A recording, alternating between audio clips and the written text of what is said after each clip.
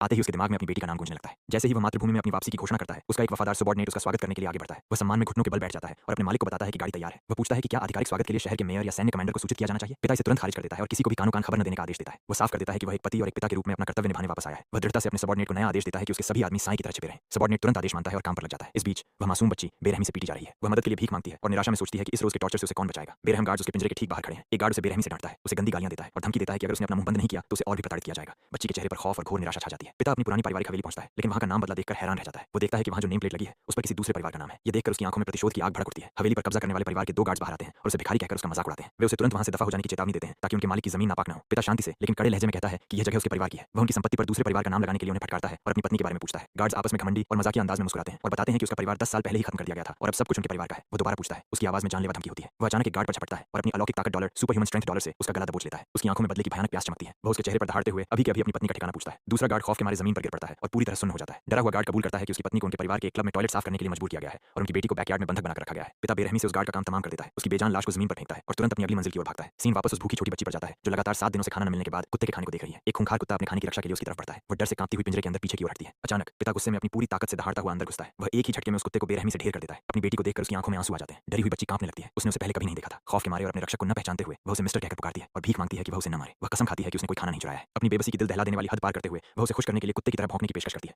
और वह टूटी हुई बच्ची सच में कुत्ते की तरह भौंकने की आवाजें निकालने लगती है। यह देखकर पिता दर्द के मारे एक ऐसी गगनभेदी दहाड़ लगाता है जिससे पूरी जगह हिल जाती है और ठीक उसी समय आसमान में बिजली कड़कती है। वह पिंजरे की तरफ दौड़ता है और अपने नंगे हाथों से उसे तोड़ डालता है। वह अपनी ही औलाद को बचाने के लिए पिंजरा खोलता है और अपनी कांपती हुई बेटी को दिलासा देने की कोशिश करता है। वह प्यार से उसे बताता है कि वह उसका पिता है और भरोसा दिलाता है कि उसका दुःस्वप्न नाइटमेयर अब खत्म हो चुका है। अब जब वह वापस आ गया है तो बेटी उसे छूने से कतराती है क्योंकि उसे डर है कि उसके गंदे हाथों से उसके पिता के कपड़े खराब हो जाएंगे। वह जल्दी से अपने सने हुए हाथों को अपने ही कपड़ों पर पोंछती है। पिता उसे कसकर गले लगा लेता है और परम क्रोध की एक जबरदस्त चीख मारता है। उसका सबऑर्डिनेट तुरंत उसके बुलावे पर हाजिर होता है। अपनी बेटी को गोद में लिए हुए पिता अपने विशेष सिग्नल को एक्टिवेट करने का आदेश देता है जिससे नॉर्दर्न आर्मी की फर्स्ट लीजन तैनात हो जाती है और शहर के ऊपर तुरंत हवाई सेना